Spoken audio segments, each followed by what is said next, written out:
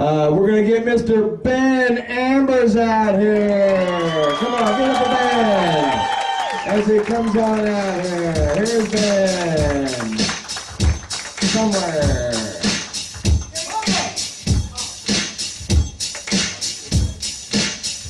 I'm going to let this song play for a second. I'm going to appreciate it.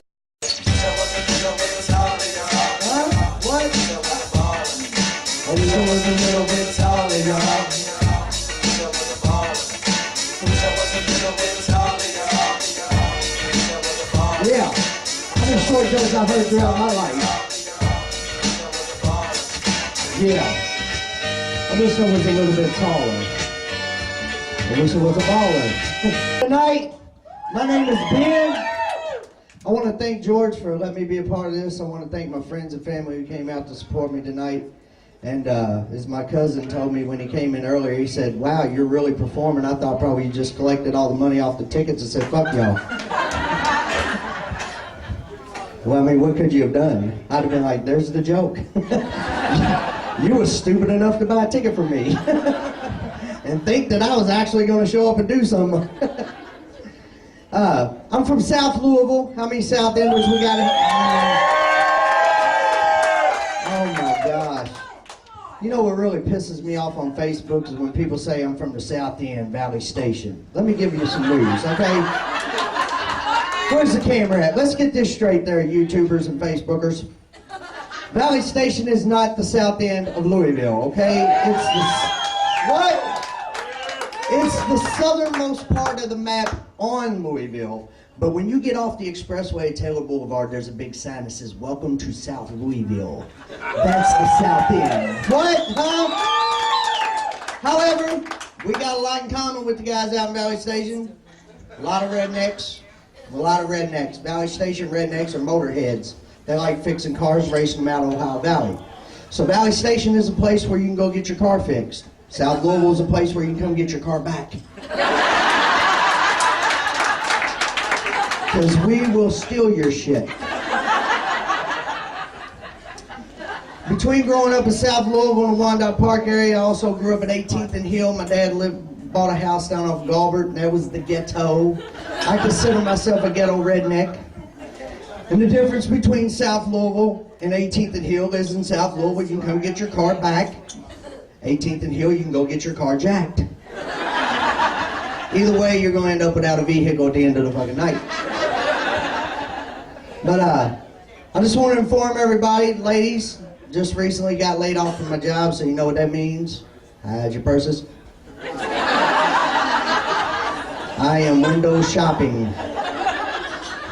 See a whole lot of nice cameras on tripods. I'll tell you what, I'm glad I grew up between South Louisville and the West End because it was good to grow up with all that diversity and multicultural. And I credit those two neighborhoods for making me what I am today, a convicted felon.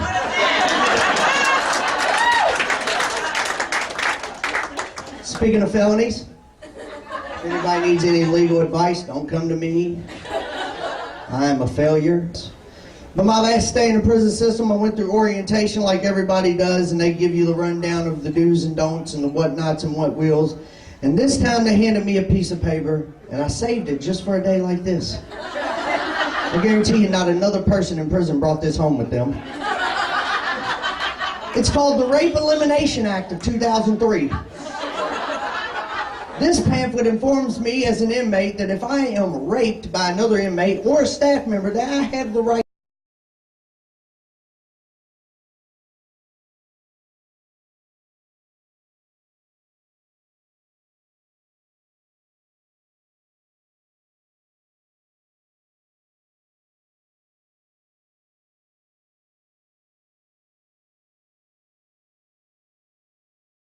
And then he said, yes, sir. I said, do you mean to tell me that while here, if I'm raped, not only can I be a victim, I can become a snitch?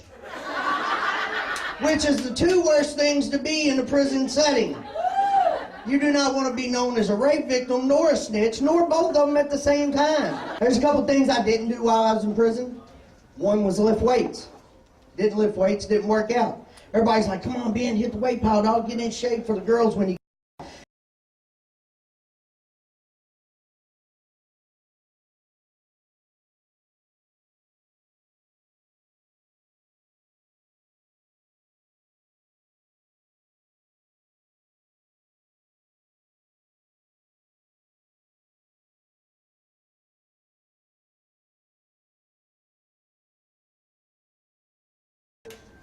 The term losing your ass in there means a whole nother thing.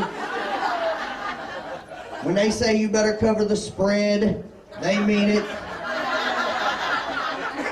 You guys had me worried, and I remember my sister asked me, she said, well, what are you going to do if people approach you for sex when you go in? I mean, how are you going to handle that? And I said, I got that covered.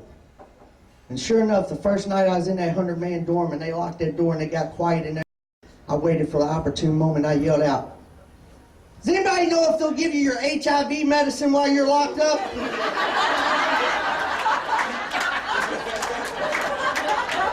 I think mine's flaring up. I seen people elbowing each other, backing up off of me. I'm like, yeah. That'll get them to leave me alone. Then this big-ass biker dude walks up and goes, hey, bub, they gave me mine. Me and you's gonna be friends. That is not how that was supposed to work. Remember when I was in there, we was watching History Channel, that documentary Gangland. They was talking about the Aryan Brotherhood and the prison system. And they was talking about when it started, you know, they just started as a gang for the whites and how racist they were. And then they started having people in prison for not doing what they said. And then they would have people outside of prison killed for not doing what they said. And I was sitting there and I was like, damn. And dude's like, well, you want to join the Aryan Brotherhood? I said, no, man, I can't even get nobody except a phone call from me. I mean, how tough do you got to be? You write a letter and people are like, man, you better hurry up and kill this dude. He might get out in 30 years.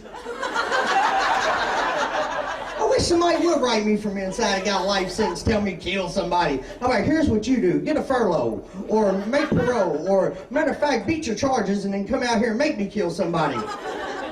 Then you read in the paper his case got overturned and you're scared to death. Another thing that happened to me while I was incarcerated was my girlfriend joined the Sisterhood of the Traveling Pants. That slut. Should knew not to trust her. There's some things that are hard to do once you get out of prison, is having a felony record. One thing is get a job. Oh my gosh, it's difficult to get a job. Yeah, I hear the felons. Tell me about it.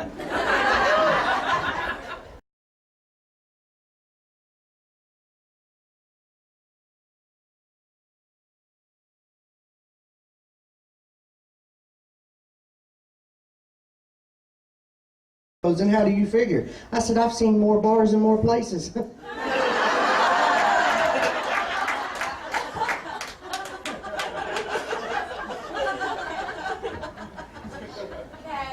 Another thing that's hard to do when you get out of prison is dating.